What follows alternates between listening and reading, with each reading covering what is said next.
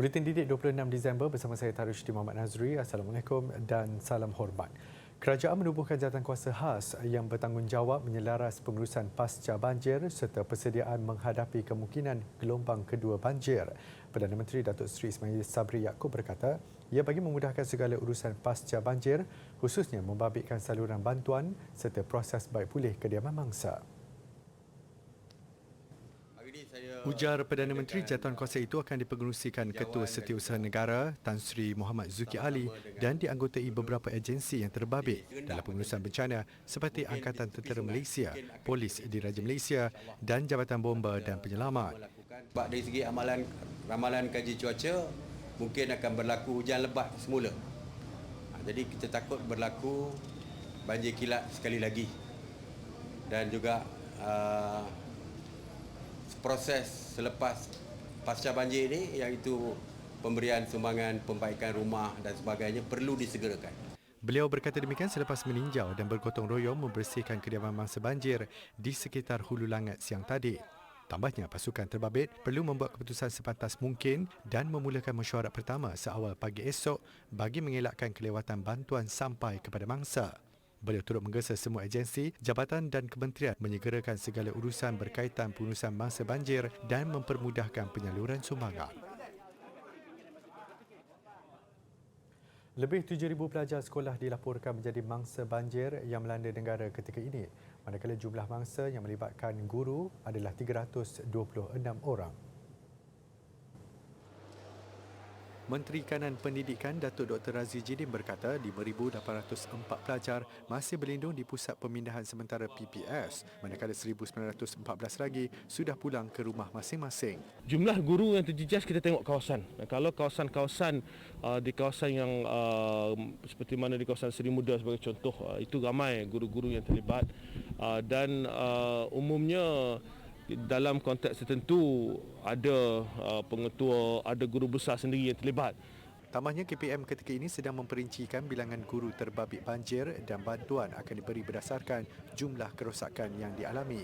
Selain itu, sebanyak 174 sekolah ditenggelami banjir kali ini dan tidak digunakan sebagai PPS dan 311 sekolah pula digunakan sebagai PPS. Ini menjadikan jumlah sekolah terbabit banjir serta dibuka sebagai PPS adalah sebanyak 485. Dalam pada itu, Datuk Dr. Razzie dan pasukan KPM meneruskan tinjauan di sekolah yang dijadikan Pusat Pemindahan Sementara PPS untuk mangsa banjir di Selangor. Ia bagi memastikan fasiliti sekolah berada dalam keadaan baik untuk keselesaan mangsa yang ditempatkan di situ. Tinjauan KPM diteruskan di SK Putra Heights 2, Subang Jaya semalam selepas mendapat maklumat kekurangan bekalan air dan pekerja kebersihan. PPS ini menempatkan 412 mangsa banjir melibatkan 95 keluarga dari kawasan sekitar. Semakan oleh syarikat penyelenggara mendapati tekanan air yang rendah daripada paip utama menyebabkan tangki tidak dapat dipenuhkan. Jabatan Pendidikan Negeri dan Pejabat Pendidikan Daerah telah diarah menyelaras isu ini bersama pihak Air Selangor. Kerja-kerja baik pulih tangki air sekolah berkenaan berjaya diselesaikan hari ini dan pekerja kebersihan tambahan juga telah ditempatkan bagi membantu kerja-kerja pembersihan di sini. Sesi Persekolahan Penggal ketiga 2021-2022 yang ditangguhkan kepada 9 dan 10 Januari boleh dilanjutkan lagi kepada sekolah-sekolah yang masih terkesan dengan bencana banjir. Menteri Kanan Pendidikan Datuk Dr. Razzie Jidin memaklumkan kementerian akan membuat penilaian dari semasa ke semasa berdasarkan keadaan atau situasi tertentu sekolah sebelum membuat sebarang ketetapan. Ujarnya, jika kerosakan yang dialami menjejaskan kapasiti sekolah, tindakan khusus akan diberi mengikut case by case basis. Kementerian juga mengharapkan kerjasama dari pihak sekolah untuk menyenaraikan keperluan dan fasiliti sekolah yang rosak akibat banjir serta kelengkapan lain yang diperlukan bagi membuat persediaan yang lebih teratur. Kita sedang usahakan untuk memastikan sebaiknya kita dapat selesaikan dalam tempoh sebelum pembukaan sekolah. Namun begitu sekiranya ada kes-kes tertentu yang menunjukkan bahawa sekolah itu belum bersedia, maka kita akan ambil tindakan sewajarnya. Jadi kita, sebab banjir baru surut, jadi kita tengah membuat assessment kepada kerosakan yang berlaku sebelum kita boleh membuat sebarang tindakan lanjut. Tambah Dr. Razi lagi, KPM masih lagi melaksanakan sistem penggiliran bagi kehadiran murid apabila sekolah dibuka dan maklumat berkaitan akan diumumkan kelak. Sebagai usaha meringankan beban masa banjir baru-baru ini, Pertubuhan Bukan Kerajaan AESWAO dengan kerjasama Majlis Bandaraya Shah Alam MBSA menganjurkan program pemulihan dan pembaikan pasca banjir di Kampung Padang Jawa Shah Alam Selangor siang tadi. Seramai 120 orang sukarelawan termasuk pelajar sekolah menengah dan Institut Pengajar Tinggi IPT turun membantu membersihkan rumah penduduk terjejas. ACS-WOW adalah nama singkatan bagi Save the Earth From A to Z, We Are One Family yang berpusat di Korea Selatan. Pertubuhan ini bertujuan mengumpul sukarelawan yang terdiri dari kumpulan pelajar dan belia seluruh negara. Susulan musibah banjir yang melanda Selangor baru-baru ini, ahli ACS-WOW di Malaysia mengambil kesempatan membantu membersihkan kediaman mangsa di Kampung Padang Jawa. Menurut pengurusinya, Choi Jeong Man, program kali ini berjaya melibatkan ramai ahli yang turun membantu.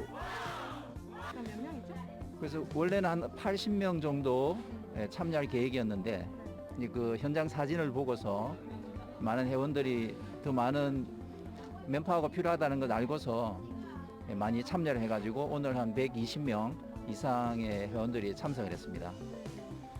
그래서 오늘 이 행사를 통해서 사실은 아세즈 와우는 어머니의 사랑으로 이웃을 돕는 그런 단체이기 때문에 어머니의 사랑으로서 피해 지역의 이 분들을 좀 위로하고 또 격려하고 또 용기를 주고자 하는 그러한 뜻으로 오늘 이 행사를 마련하게 되었습니다. Tambahnya, ACS-WOW sentiasa menggalakkan orang ramai untuk menyertai aktiviti sukarelawan seperti ini bagi membantu golongan yang memerlukan.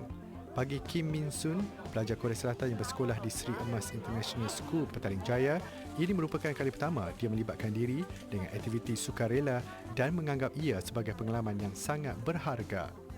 일단 말레이시아가 홍수가 되게 심하게 나가지고 그래서 피해자가 많이 있다는 걸 듣고 되게 어떻게 도와줘야 될지 막막하기도 했었고 했는데 근데 이런 활동으로 제가 이렇게 도와줄 수 있어서 그래서 정말 기쁘고 그런 것 같습니다. Bermudi mesti nak datang sebab kita ada power kan, ada kuasa. Jadi kalau kita datang, mereka pun bersemangat lah. Mereka datang kita satu Malaysia lah, kita boleh datang membantu antara satu sama lain. Sukarelawan yang hadir meluahkan rasa sayu dan simpati melihat penempatan di Kampung Padang Jawa yang terjejas teruk akibat banjir lumpur. Sementara itu, 30 sukarelawan dari Agensi Anti Dadah Kebangsaan AADK dan Polis Diraja Malaysia PDRM turut tampil membantu kerja-kerja pembersihan banjir. Program Gotong Royong Perdana itu memberi tumpuan membersihkan Sekolah Menengah Kebangsaan Taman Seri Muda Shah Alam antara sekolah yang teruk terjejas akibat musibah ini.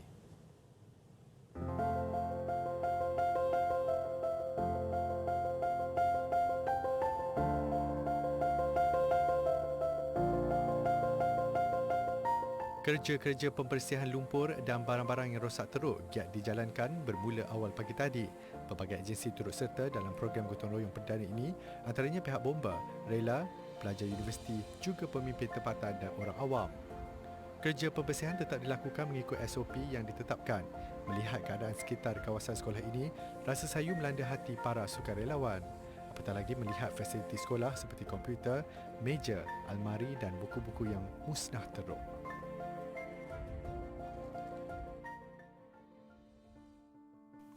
Sumbangan bantuan bencana banjir. Anda boleh menyalurkan sumbangan anda kepada Yayasan Didik Negara menerusi akaun bank tertera. Sumbangan berbentuk barangan pula boleh disalurkan ke Pusat Pengumpulan Barang YDN.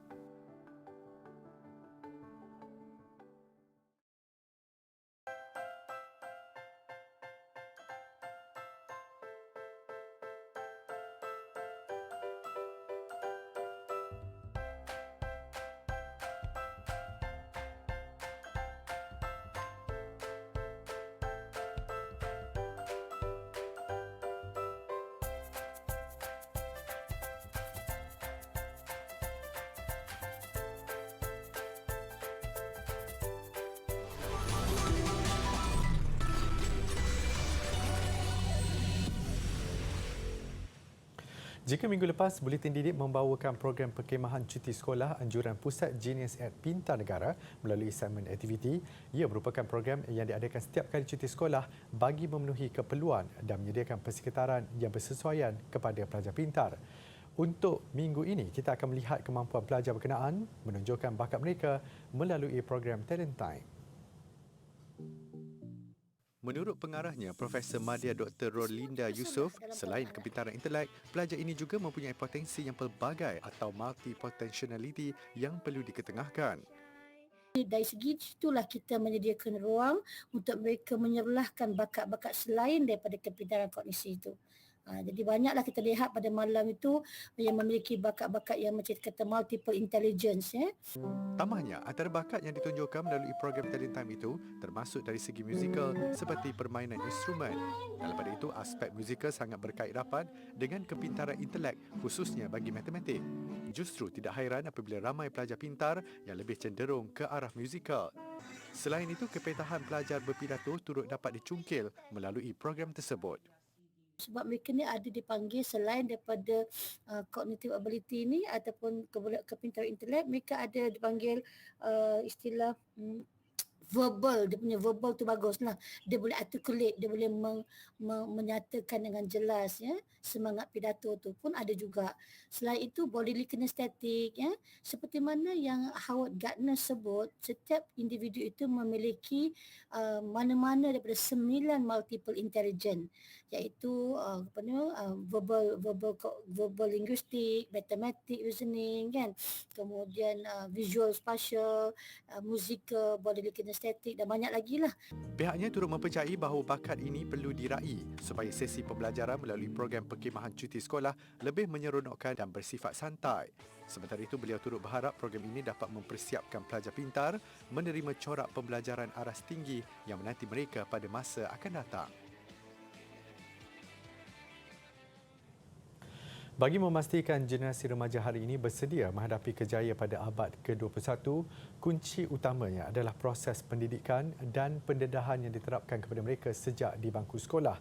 Menurut pakar psikologi kanak-kanak Profesor Datin Dr. Mariani Maknor, mentaliti pelajar perlu bergerak seiring dengan peredaran zaman supaya berfikiran lebih terbuka. Salah satunya ialah apa yang kita buat hari ini ialah program ini. Program membina juara untuk memberi pendedahan. Bahawa tak lama lagi kita perlu bersedia bukan saja setakat akademik. Betul? Kadang-kadang bila seseorang mahasiswa tu katakanlah dia orang kata 4 flat. Semua A. Kalau ada 10 subjek 10 A. Faham. Tetapi bila pergi interview, bila disuruh buat sesuatu, saya rasa mereka yang pakar-pakar dalam job street lebih memahami lah ya. Mereka akan nampak bahawa dia ni bagus result tetapi kenapa kaku? So di situ saja kemahiran berkomunikasi itu salah satu daripada keperluan untuk masa depan. Betul. Tambah Profesor Datin Dr. Mariani ketika dalam program membina juara remaja cekal menghadapi kejayaan abad ke-21 di Didik TV. Kemahiran sasiah dan insaniah seperti berfikiran kritikal serta bakat kreatif merupakan antara kriteria utama yang diperlukan majikan zaman sekarang. Dalam pada itu, tanggungjawab untuk meningkatkan kemahiran tersebut tidak hanya tertumpu kepada guru di sekolah sahaja. Jelasnya pihak ibu bapa memainkan peranan sama penting di mana mereka harus memberi peluang kepada anak-anak untuk meneroka dunia. Pada masa sama, menimba ilmu dalam bidang yang bersesuaian dengan minat anak-anak. Ini secara tidak langsung dapat membantu mereka mempersiapkan diri sebelum melangkah ke alam pekerjaan yang mencabar.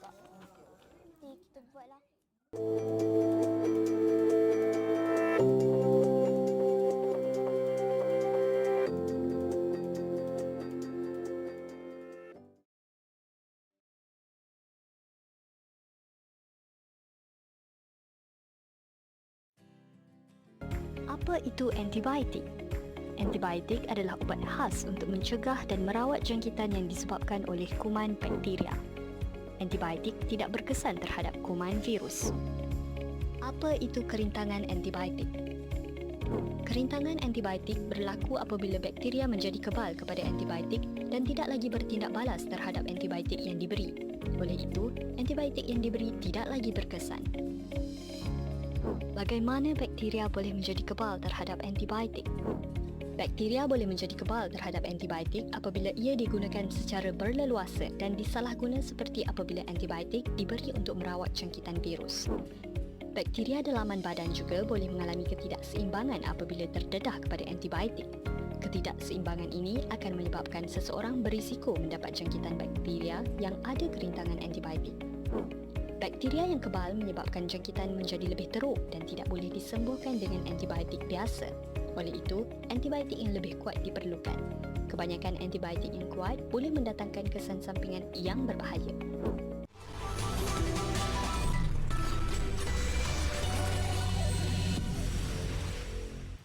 Bertemu kembali. Muzik dan aktiviti seni bukan sahaja menghiburkan tetapi juga mampu mendidik dan memberi inspirasi. Justru hasrat itu direalisasikan penduduk Bukit Jelutong Shah Alam dengan menubuhkan orkestra komuniti yang bukan sahaja mengumpul penduduk berbakat dalam bidang muzik namun turut menggilak bakat dan potensi warga penduduk yang meminati bidang berkenaan. Segalanya bermula dengan video muzik yang dimuat naik sekumpulan anak muda diketuai Farhan Salman dan 3 rakannya di laman Sesawang Persatuan Penduduk Bukit Jelutong ketika tempoh Perintah Kawalan Pergerakan pertengahan tahun ini. Video yang dirakam secara dalam talian oleh Farhan itu berjaya menghiburkan komuniti yang akhirnya membuat keputusan mengumpul penduduk yang berbakat dalam bidang muzik dan menubuhkan orkestra komuniti. Sudah 3 bulan berlatih bersama, orkestra komuniti ini sudah mempunyai 44 orang ahli terdiri dari pelbagai bangsa dan peringkat usia berumur 9 hingga 65 tahun. Secara tidak langsung mencerminkan prinsip keluarga Malaysia. Lebih menarik, orkestra ini juga mendapat tunjuk ajar dari bekas konduktor Orkestra Simfoni Kebangsaan, Datuk Mustafa Fuzrinawi. Jadi kita adakan orkestra ini supaya dapat memupukkan lagi semangat kejiranan di kalangan penduduk di Bukit Jelutong ini untuk sesiapa yang suka bermain muzik dan suka bermain dengan kumpulan boleh sertai kami. Serasi berlatih bersama, akhirnya mereka mengadakan persembahan awam pertama minggu lalu. Persembahan diadakan secara santai bertujuan membina keyakinan ahli orkestra untuk bermain alat muzik di tempat awam. Ia juga bagi menjayakan matlamat menjadikan orkestra ini sebagai pertubuhan peneraju aktiviti seni dan budaya dalam komuniti. Dalam pada itu, program berkatan secara beramai-ramai setiap kali musim cuti persekolahan satu perkara yang tidak asing lagi. Bukan sahaja memenuhi tuntutan ibadah, aktiviti yang dijalankan secara berjemaah itu secara tidak langsung merapatkan hubungan 103 peserta yang terdiri daripada penduduk Putrajaya. Pendaftaran yang bermula seawal 8 pagi mula dibanjiri dengan kehadiran ibu bapa yang membawa anak-anak mereka untuk berkhatan. Mereka yang terpilih adalah berdasarkan pendaftaran terawal. Untuk makluman, peserta adalah peserta daripada komuniti Putrajaya, iaitu orang yang telah menginap di Putrajaya, orang yang IC-nya beralamat Putrajaya dan orang senang kata di sekitar komuniti Putrajaya sahaja. Selain dapat menjimatkan kos untuk proses berkatan, aktiviti seumpama ini juga dapat mengeratkan silaturahim antara penduduk setempat. Bagaimanapun, tujuan utama aktiviti berkatan secara beramai-ramai menjadi pilihan bagi kebanyakan ibu bapa adalah kerana untuk mengurangkan rasa takut dan gugup anak-anak. Tahun ni tak tahu kata ada sebab kita tunggu je lah sebab dia pun dah darjah 1 kan. Kalau tak dulu 5-6 tahun dah kita dah sunat dah, tapi dah PKP kita hold dulu lah sebab nak join program macam ni. Asyik tanya sakit tak? Sakit tak tu dia tanya. Saya macam tak boleh nak jawab juga, cakap tak kot. Dia cakap okey je. Bagi dia tak rasa sakit sikit. Menggunakan teknik laser, proses itu dijalankan oleh 3 orang doktor bertauliah. Melalui aktiviti yang dijalankan secara beramai-ramai ini, kanak-kanak juga lebih berani dan yakin apabila bertemu rakan mereka yang sama-sama berkhatan. So macam mana rasa dia tadi? Rasa sakit tapi saya okey. Sakit? Sakit sikit ke sakit banyak? Banyak. Sakit banyak? So boleh tahan tak ni? Boleh. Okey, lepas ni berapa lama kena pantang ni doktor cakap? Pantang? Tak payah pantang. Boleh makan? Boleh main bola ke? Tak. Tak boleh main bola. Berapa lama kena rehat? Doktor cakap berapa lama kena rehat? 7 hari. Sakit. Sakit? Sakit sikit ke sakit banyak? Sakit sikit. Sakit sikit. Tapi kuat lah. Tapi kuat. Okey, doktor cakap macam mana tak boleh makan? Tak boleh makan apa? Tak tahu. Tak tahu. Dia tak cakap apa-apa pun. Tak cakap apa-apa? Oh, okey. Tapi doktor cakap boleh main bola tak? Ha? Boleh main bola tak ni? Tak boleh. Boleh lari-lari.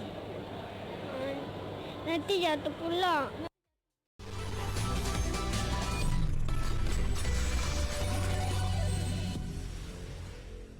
Sukan, Indonesia mara ke perlawanan penentuan juara Piala AFF dengan menyingkirkan Singapura yang berasih 9 pemain. Agregat 5-3 memihak Indonesia selepas permainan masa penuh separuh akhir timbal balik terikat 2-2. Indonesia dan Singapura turun semula di perlawanan timbal balik separuh akhir di Stadium Nasional Singapura membawa bekalan 1 sama daripada aksi pertama. Indonesia terdahulu di depan seawal minit ke-10 menerusi penyudah Ezra Walian. Singapura kemudian beraksi dengan 10 pemain apabila Safwan Baharudin terpaksa meninggalkan padang selepas dilayangkan kad kuning kedua pada minit ke-45. Keadaan itu bagaimanapun tidak menghalang tuan rumah mencatat gol penyamaan menerusi Song Wei Yong pada penghujung babak pertama. Usaha mereka memberi saingan sekali lagi tersentak selepas kehilangan seorang lagi pemain Irfan Fandi pada minit ke-66 yang menerima kad merah. Keresahan penyokong tuan rumah berubah menjadi gembira meraikan gol sepakan percuma Shah dan Sulaiman yang meletakkan mereka di ambang kemenangan minit ke-75. Pratama Arhan kemudian tampil mengubah nasib Indonesia dengan gol pengikat kedudukan pada minit ke-87. Aksi pertama dramatik menyaksikan Singapura mendapat penalti di penghujung permainan tetapi sepakan Faris Ramli diselamatkan penjaga gol lawan. Diheret ke masa tambahan, jaringan sendiri Syawal Anwar disusuli penyudah AG Maulana Vikri memastikan Indonesia menang 4-2 dan mara ke perlawanan akhir dengan agregat 5-3. Cahaya lampu yang dirakam menerusi kamera drone FPV mengakhiri buletin didik malam ini. Saya Tarusyidin Muhammad Nazri, salam hormat dan Assalamualaikum.